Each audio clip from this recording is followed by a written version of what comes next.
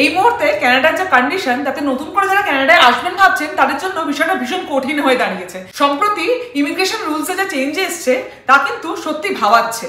তাই জন্য ভাবলাম এই ঘটনাটাকে নিয়ে পুরোপুরি বিস্তারিত আলোচনা করব। তাই জন্য আজকে আমি রয়েছি অর্জমা, আমার সঙ্গে রয়েছে শাগনিক, আর বেঙ্গলি গার্ল কানাডায় আপনাদের সবাইকে স্বাগত।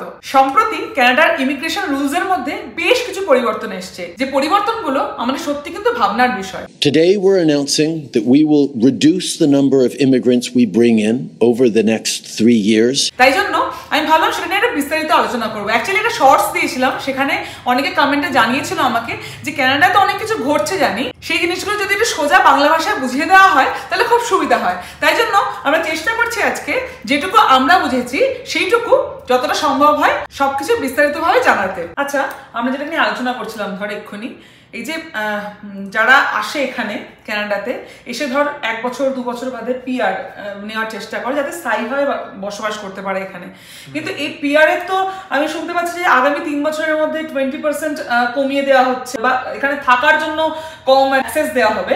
তো এই বিষয়টা কি বলছে, মানে একটুখানি গুছিয়ে বল না। দেখ, কানাডা এতদিন ধরে ইমিগ্রেন্টসদের জন্য হেভেন ছিল বলতে গেলে, এবং বাকি ফার্স্ট ওয়ার্ল্ড কান্ট্রিগুলো দেখিস, ইউএসএ, ইউরোপ, অস্ট্রেলিয়া তাও অনেকটা বেটার, ইমিগ্রেন্টদের অনেকটা অ্যালাউ করে।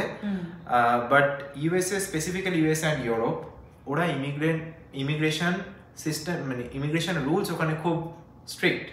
ওরা সবাইকে ওদের দেশে ঢুকতে দেয় না, সেটা টেম্পোরারি রেসিডেন্ট হোক, পার্মানেন্ট রেসিডেন্ট হোক। ইভেন ইউএসএ তো গ্রিন কার্ড পাওয়া প্রচন্ড ডিফিকাল্ট।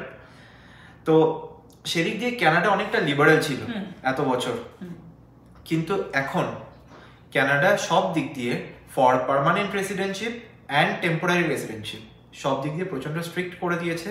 অত সহজে না ওরা পিআর দেবে না ওরা টিআর দেবে, ঠিক আছে? তো এই নিয়ে প্রথমে পিআর এর বিষয়টাই বল।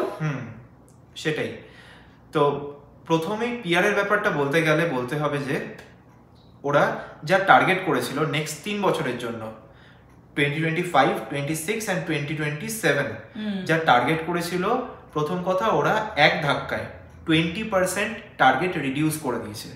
অ্যারাউন্ড 5 মানে 500,000 টার্গেট ছিল ওদের, 500,000 ইমিগ্রেন্টসদের ওদের অ্যাজ আ পিআর ওরা অ্যালাউ করবে, মিনস অ্যাজ আ পিআর এই দেশে মানে পিআর ইস্যু করবে আর কি, অ্যারাউন্ড 500,000 পার্সনদের। কিন্তু সেটা এক ধাক্কায় কমিয়ে অ্যারাউন্ড 380 to 400K করে দিয়েছে, মানে এক ধাক্কায় বলতে গেলে 20% রিডাকশন। এটা ইন ফিউচার আরো বাড়তে পারে, হয়তো 2025 আসলে দেখা যাবে সেটা আরেকটু কমলো বা বাড়তেও পারে, সেটা বলা যায় না। মোট কথা at this point of time it has reduced to 20%. Even মানে প্রভিন্সিয়াল নমিনি যেগুলো ছিল সেগুলো প্রায় 50% রিডাকশন হয়েছে, মানে এত কম লোককে নেবে আর কি। এক্স্যাক্টলি।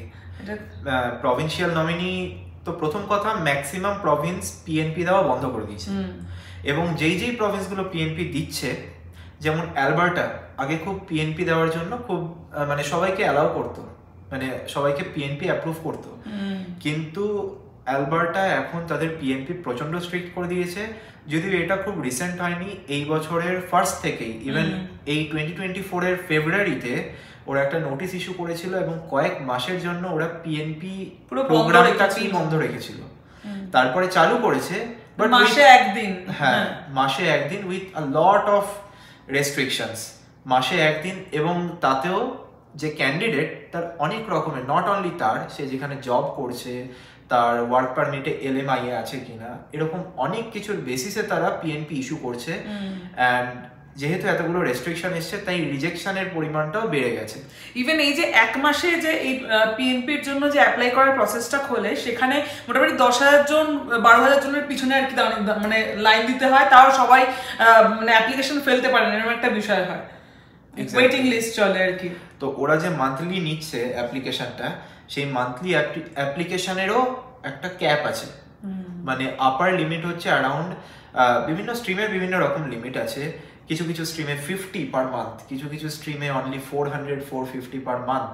তো সেই 450 ওরা অ্যাপ্লিকেশন অ্যাকসেপ্ট করে পার মান্থ, বাট তার জন্য অ্যারাউন্ড 10,000 12,000 লোক কিউতে থাকে। তো পার্সেন্টেজটা ভাবতেই পারছিস, out of 12,000 even 10,000 they will only accept 400 applications, and কিছু কিছু স্ট্রিমে তো তার থেকেও কম, যেমন অ্যালবার্টা টেক পাথওয়ে, রাইট, তাতে per month only 40 to 50 application ওরা অ্যাকসেপ্ট করছে। আর এতগুলো অ্যাপ্লিকেশন জমা করছে, মানে ক্রাইসিস, মানে চরম ক্রাইসিসে চলছে এরকম একটা বিষয়। তো যাই হোক, আর আমরা ওয়ার্ক পারমিটের বিষয়টা নিয়ে যেটা বলছিলাম সেটা একটুখানি বল বুঝিয়ে, যে ওয়ার্ক পারমিটে কি কি রিডাকশন হয়েছে। দেখ, ওয়ার্ক পারমিট বলতে গেলে প্রথমেই আসে হচ্ছে PGWP, post graduate work permit. এটা ছিল আমাদের কানাডায় ইন্টারন্যাশনাল স্টুডেন্টদের জন্য বেস্ট পাথওয়ে। কারণ প্রথমে এই দেশে মানে ক্যানাডিয়ান কোনো ইউনিভার্সিটি, কোনো ইনস্টিটিউশন থেকে গ্র্যাজুয়েশন করার পর একটা বাই ডিফল্ট এত বছর, মানে বাই ডিফল্ট 2 বছরের একটা ওয়ার্ক পারমিট ইস্যু করা হতো by the Canada government. But the problem is এই পোস্ট গ্রাজুয়েট ওয়ার্ক পারমিটে প্রচুর রেস্ট্রিকশন দিয়ে দেওয়া হয়েছে এখন। ফার্স্ট রেস্ট্রিকশন হচ্ছে language test. Language test is mandatory to get a PGWP, postgraduate work language permit. test. Exactly, English language test, English or French. তো mandatory করে দেওয়া হয়েছে। আমাদের মতো ইমিগ্রেন্ট যারা আসি তাদের জন্য মানে ইংলিশটাই তো বেসিক না, ফ্রেঞ্চ তো পরে শেখা হয়, বেসিকটা তো আগে ইংলিশটা টেস্টে দিতে হবে আর কি। হ্যাঁ, এবং not only this one, not only language test, তার সাথে রিজেকশনের পরিমাণও অনেক বেড়ে গেছে। তো শুধু যে আগে যেমন হতো ম্যাক্সিমাম স্টুডেন্ট এই দেশে আসতো 3 বছর বা 4 বছরে গ্র্যাজুয়েশন করতো, বিটেক বা এমএস করতো, অ্যান্ড তারপরে ওরা একটা বাই ডিফল্ট 2 বছরের ওয়ার্ক পারমিট পেত। সেটা এখন থেকে এতটা ইজি নয়, হবে না কেন, but there are a lot of restrictions. তাছাড়াও পোস্ট গ্রাজুয়েট ওয়ার্ক পারমিট ছাড়া যে নর্মাল ওয়ার্ক পারমিট আছে, যারা টেম্পোরারি রেসিডেন্ট হিসাবে আসে, তাদের মধ্যে অনেক রেস্ট্রিকশন বাড়িয়ে দেওয়া হয়েছে। ফার্স্ট অফ অল, এই প্রথমবার কানাডা ওয়ার্ক পারমিট ইস্যু করার ক্ষেত্রে এক আপার ক্যাপ বেঁধে দিয়েছে, আপার লিমিট। ঠিক আছে, এই প্রথমবার আপার লিমিটটা অ্যারাউন্ড 650K to 700K পার ইয়ার। আমার এক্স্যাক্টলি কাউন্টটা দেখতে হবে।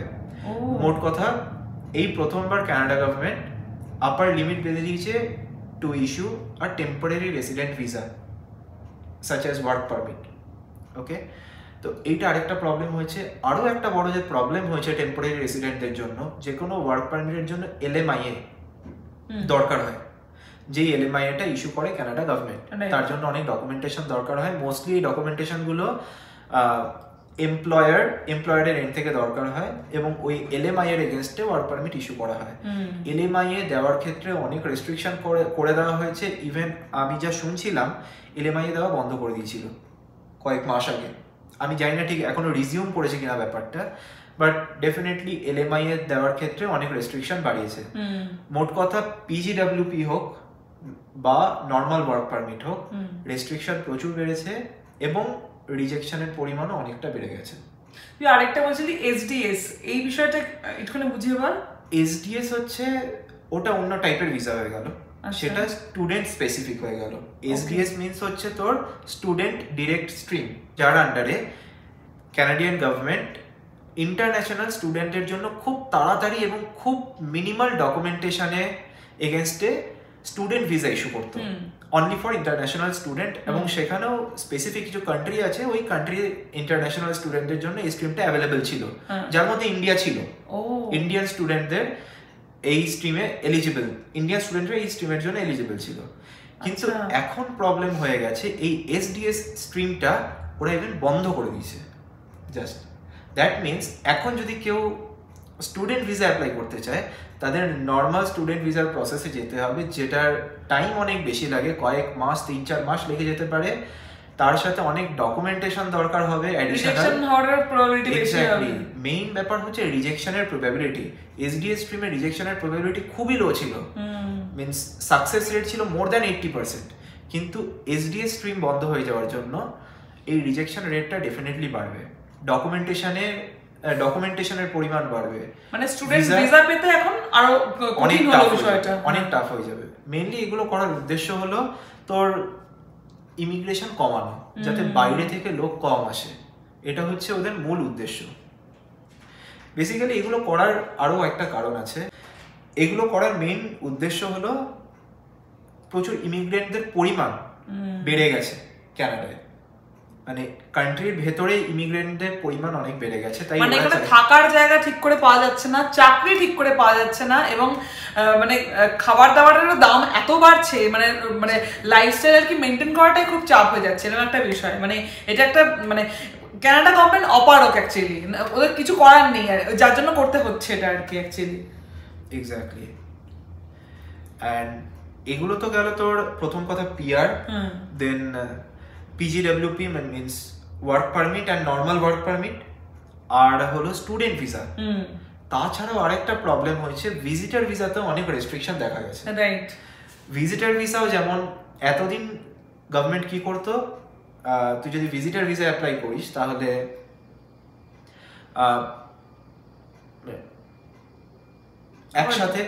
একসাথে অ্যারাউন্ড 8 to 10 ইয়ার্স এর ভিসা ইস্যু করে দিত। দ্যাট ডাজন্ট মিন যে তুই টানা 8 to 10 ইয়ার্স থাকতে পারবি। একবার বাবার ভিসা যখন করা হয়েছে এরকম অনেক দিনের জন্য করেছে, অনেক বছরের জন্য করে দিয়েছে। তো 8 to 10 years that doesn't mean যে তুই টানা থাকতে পারবি। একবার দেশে এন্ট্রি নিলে এট এ টাইম তুই ম্যাক্সিমাম 6 মান্থস অবধি থাকতে পারবি। তারপরে তোকে দেশ থেকে বেরোতে হবে, বেরিয়ে গিয়ে ইন্ডিয়াতেই যেতে হবে এরকম কোনো ব্যাপার নেই, মানে যে কোনো দেশে গিয়ে আবার ফিরে আসতে পারবে। মানে বর্ডার সিকিউরিটির মানে একটা স্ট্যাম্প থাকতে হবে ভিসায়, অন্য যে কোনো দেশে গিয়ে আবার কানাডায় ঢোকা যাবে। 6 মাসের মধ্যে এই প্রসেসটা একবার করতে হবে। তো এই প্রসেসটা একবার করলে আবার 6 মাস থাকতে পারবি। কিন্তু এখন ব্যাপারটা করে দিয়েছে, প্রথম কথা তো প্রসেসিং টাইম অনেক বেড়ে গেছে। সেকেন্ড কথা হচ্ছে ওরা ম্যাক্সিমাম টাইমে রিজন ওরা খুব ভালো করে চেক করছে যে কেন তুমি দেশে আসতে চাও অ্যাজ আ ভিজিটার। আচ্ছা, হোয়াট ইজ ইউর রিজন? ওকে, তো যদি রিজন ওদের লেজিটিমেট মনে হয় তাহলেই একমাত্র ওরা ভিজিটার ভিসা ইস্যু করবে, এবং সেটাও ওরা বিচার করবে সেটা সিঙ্গেল এন্ট্রি ভিসা দেবে না মাল্টিপল এন্ট্রি। দ্যাট মিনস ওই ভিসা দিয়ে তুমি একবারই দেশে ঢুকতে পারবে না মাল্টিপল টাইমস দেশে ঢুকতে পারবে। ম্যাক্সিমাম টাইমে যা শোনা যাচ্ছে ওরা হয়তো সিঙ্গেল এন্ট্রি ভিসা ইস্যু করছে। দ্যাট মিনস তুমি একবার ভিসা অ্যাপ্লাই করে একবারই দেশে ঢুকতে পারবে এবং একবারই দেশ থেকে বেরোতে পারবে। যারা ওয়ার্ক পারমিট এখানে রয়েছে বা ধর ইভেন পিআর এর রয়েছে, যাদের মানে ভিসা করতে হচ্ছে বাবা মার জন্য, বাবা মা মানে একবারই আসতে পারবে 6 মাসের জন্য। তোকে সেই রিজন যদি না থাকে প্রপারলি, বা সেই রিজনটা যদি ওদের ইমিগ্রেশন অফিসারদের লেজিটিমেট মনে না হয়, তাহলে ডেফিনেটলি আইদার রিজেকশনও আসতে পারে, না হলে এমন ভিসা অ্যাপ্লাই করলো যেটা সিঙ্গেল এন্ট্রি ভিসা, একবারই দেশে ঢুকতে পারবে এবং বেরিয়ে যেতে হবে। যাদের বাবা মা আসার প্ল্যান করছে তাদের জন্য সত্যি এটা চিন্তার বিষয় এখানে। অবশ্যই। তো যা শোনা যাচ্ছিল at this point of time,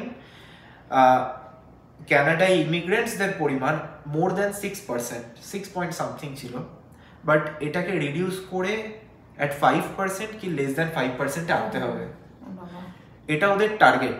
তাই জন্য যত পার্মানেন্ট রেসিডেন্টদের যারা অলরেডি পিআর হোল্ডার বা সিটিজেনশিপ পেয়ে গেছে তাদেরকে তো বের করতে পারবে না। তো তাই কোপটা মেইনলি পড়ছে টেম্পোরারি ওয়ার্কারদের বা স্টুডেন্টদের বা ভিজিটারদের। মেইন কোপ পড়ছে এই 3 জনের উপর। এই 3 জনকে রিডিউস করিয়ে ওরা পার্সেন্টেজটাকে from 6 point something to 5% or less than 5% মানে ব্যালেন্সটা করবে আর কি। হ্যাঁ, রিসেন্টলি একটা প্রেস কনফারেন্স হয়েছিল যেখানে প্রধানমন্ত্রী জাস্টিন ট্রুডো এবং ইমিগ্রেশন মিনিস্টার ছিলেন, দুজনে মিলে যা বলেছিলেন তার বক্তব্য শুনে মেইনলি যেটা বুঝলাম, ওরা এইখানে যারা অলরেডি কর্মরত বা অলরেডি স্টুডেন্ট এখানে তাদেরকে প্রেফারেন্সটা বেশি দেবে। Need to focus on people that are already here. These people are a young labor pool, they're skilled, they're here, they've begun their process of integration. এটা একদম ঠিক কথা। ওরা ডেফিনেটলি যেহেতু অলরেডি প্রচুর মানুষ ঢুকে পড়েছে এই দেশে বাইরে থেকে, তাই যারা এই দেশের ভেতরে আছে অলরেডি তাদেরকে ওরা প্রেফারেন্স সবকিছুতেই বেশি দেবে। দ্যাট মিনস যারা অলরেডি এই দেশে রয়েছে অ্যাজ আ টেম্পোরারি রেসিডেন্ট তাদেরকে ওরা ডেফিনেটলি প্রায়োরিটি বেশি দেবে। রাইট। এবং বাইরে থেকে লোকেদের কম এন্ট্রি দেবে এই দেশে। যে কারণে আমার এই ভিডিওটা করা, মানে যারা এখনো অবধি ভাবছেন কানাডায় আসবেন, আর দেরি করার সময় নেই, ইমিডিয়েটলি ভাবতে হবে কানাডায় ঢুকে পড়ার কথা। কারণ কানাডা গভর্নমেন্ট আস্তে আস্তে যেভাবে টাফ থেকে টাফ হয়ে চলেছে, তো আমরা জানি না আমাদের ভবিষ্যৎ কি, বা নতুন যারা আসছে তাদের ভবিষ্যৎ কিন্তু প্রচন্ড টাফ হতে চলেছে। কানাডা নিয়ে আপনাদের যদি আরো কোনো প্রশ্ন থেকে থাকে তাহলে কমেন্ট বক্সে জানাতে পারেন, আমরা যথাসাধ্য চেষ্টা করব সেগুলোর উত্তর দেওয়ার। আর ভিডিওটা ভালো লাগলে আমার চ্যানেলটা একটু সাবস্ক্রাইব করে দেবেন। দেখা হচ্ছে নেক্সট ব্লগে। আজকের মতো বাই।